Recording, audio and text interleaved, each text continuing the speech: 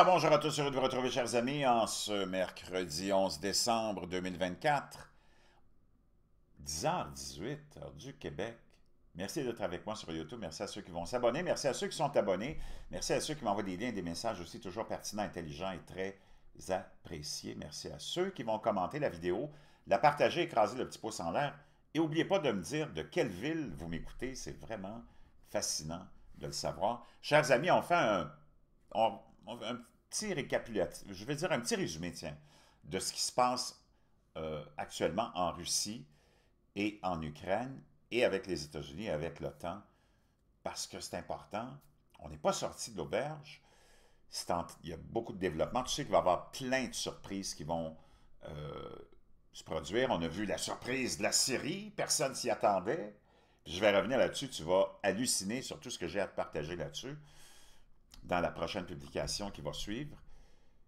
Ça a pris tout le monde par surprise. Et des surprises comme ça, ça va être que ça, parce qu'on est dans un moment unique de l'histoire de l'humanité, puis on est chanceux d'être là, dans un sens, même s'il y a beaucoup, beaucoup de souffrance, et que les forces du mal sont encore en contrôle, mais qu'il y a un combat en ce moment entre les forces du mal et des forces du bien, que tu le veuilles ou non, c'est comme ça. Puis les forces du bien, c'est pas nécessairement celles que tu penses. Ceci étant dit, on saute tout de suite dans les dernières nouvelles qui pourraient être très inquiétantes. D'abord, les États-Unis viennent d'accorder un autre 50 milliards de dollars à l'Ukraine. Bouge pas, tu vas halluciner. Karine Jean-Pierre, la secrétaire de presse sur Biden, hier a annoncé qu'on donnait un autre 50 milliards de dollars à l'Ukraine. Aïe, aïe, aïe, écoute ça. Provide a total of $50 billion to Ukraine. I have as much experience in foreign policy as any president in history of the c'est moi qui ai le plus d'expérience en politique étrangère que tous les présidents de l'histoire des États-Unis. United States has had. Aggressors and tyrants will be responsible. Les agresseurs et les tyrans seront responsables, nous dit la représentante du gouvernement le plus tyrannique et agresseur de l'histoire moderne. Puis ça, tu vas, quand je vais revenir avec ma publication, après celle-là sur la Syrie, entre autres, et tout ce qui se passe là, je vais te partager une vidéo du général, comment il s'appelle, Wesley Clark, qui a été déployé dans les années 90, entre autres, je pense que c'est la première guerre du Golfe, et il nous détaille quel était le plan de ces faucons du complexe militaro-industriel pour déstabiliser le Moyen-Orient et renverser 7 ou 8 gouvernements de pays musulmans. Tu vas halluciner.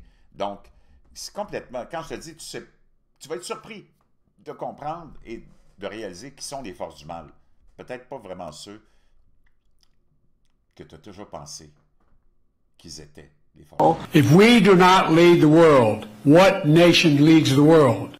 If we don't lead the world, what nation will lead the world? C'est les seuls qui veulent dominer le monde. Moi, j'en ai pas vu d'autres qui veulent vraiment dominer le monde, là, à part le complexe militaro-industriel américain. Et ne pas confondre avec les Américains. OK? Donc, c'est complètement hallucinant. Et tu as Lloyd Austin, le secrétaire du Pentagone aussi, qui a dit qu'on envoyait encore un autre, je ne sais pas, 2 milliards en armement. From Leader McConnell and other leaders. From leader, we've seen strong bipartisan support. We've seen strong bipartisan support for Ukraine. We've seen strong bipartisan support. On a vu tellement un appui inconditionnel et bipartisan de qui? Du complexe militaro-industriel puis de leurs marionnettes, les élus, pas la population. Voyons donc. For Ukraine, from Leader McConnell and other leaders in both parties. And I'm proud to announce today the commitment of a new Ukraine Security Assistance Initiative package worth nearly $1 billion. 1 milliard de dollars additionnels juste en soutien militaire. Wow, c'est complètement hallucinant. Donc, mais reste là, n'oublie pas, après cette publication-là, un petit peu plus tard aujourd'hui, je vais, vers l'après-midi, tu vas halluciner. Les États-Unis préviennent que la Russie pourrait être prête. Parce que tu vois, l'escalade, c'est comme ça, là. pour être prête à utiliser, parce qu'il ne faut pas que tu oublies qu'en ligne, au bout du compte, au bout de cette rhétorique-là, c'est du vrai monde qui souffrent, qui sont blessés, massacrés, au nom de ces têtes de cette bête satanique, qui sont des deux côtés, n'oublie pas, mais t'en as une qui provoque, l'autre est obligé de se défendre. Les États-Unis préviennent que la Russie pourrait être prête à utiliser à nouveau un nouveau missile mortel contre l'Ukraine dans les prochains jours. Quand je te dis que d'ici l'inauguration de Donald Trump, là, prépare-toi à vivre, wow, un roller coaster, une montagne russe d'émotions et d'événements. Une évaluation des services de renseignement américains a conclu que la Russie pourrait à nouveau utiliser son nouveau missile balistique mortel à portée intermédiaire contre l'Ukraine dans les prochains jours, a déclaré mercredi un responsable américain. Il ne faut pas que tu oublies que les États-Unis ont autorisé l'utilisation des mines antipersonnelles et des missiles à longue portée aussi pour l'Ukraine. Le missile expérimental Oresknik est davantage perçu par les responsables américains comme une tentative d'intimidation que comme un élément de changement sur le champ de bataille en Ukraine, selon un responsable américain qui s'est exprimé sous le couvert d'anonymat pour discuter de ces informations. Sous la plume de Ambrose Evans Pritchard du Télégraphe, le régime de Poutine est peut-être plus proche de l'effondrement soviétique qu'on ne le pense. Le complexe militaro-industriel russe ressuscité cannibalise le reste de son économie. Ici, on voit Vladimir Poutine avec Bachar el-Assad à Moscou, dans un moment crucial. Est-ce que Bachar el-Assad est rendu à Moscou? Probablement que oui. L'Ukraine perd peu à peu le champ de bataille. Après 3 ans de conflit, la Russie perd peu à peu le conflit économique à un rythme à peu près équivalent. Les revenus pétroliers du Kremlin sont trop faibles pour soutenir une guerre de haute intensité et personne ne prêtera un sou à Vladimir Poutine, nous dit ce grand spécialiste. L'économie de guerre surchauffée et militaro-keynésienne de la Russie ressemble beaucoup à l'économie de guerre dysfonctionnelle de l'Allemagne de la fin de 1917. Moi, c'est pas ce que j'ai vu des images de Moscou puis de la Russie, mais enfin. Qui était à court de main-d'œuvre qualifiée et était coincé sous la ligne de flottaison après 3 ans de blocus alliés, comme les échecs logistiques de l'offensive Ludendorff le révélait plus tard. Donc, ce qu'on veut te mettre dans la tête, toujours, de notre côté à nous, de la médaille, c'est que tout cet effort-là, c'est justifié, c'est louable, vénérable, c'est moral, et que celui qu'on finance est en bonne posture et est proche de la victoire.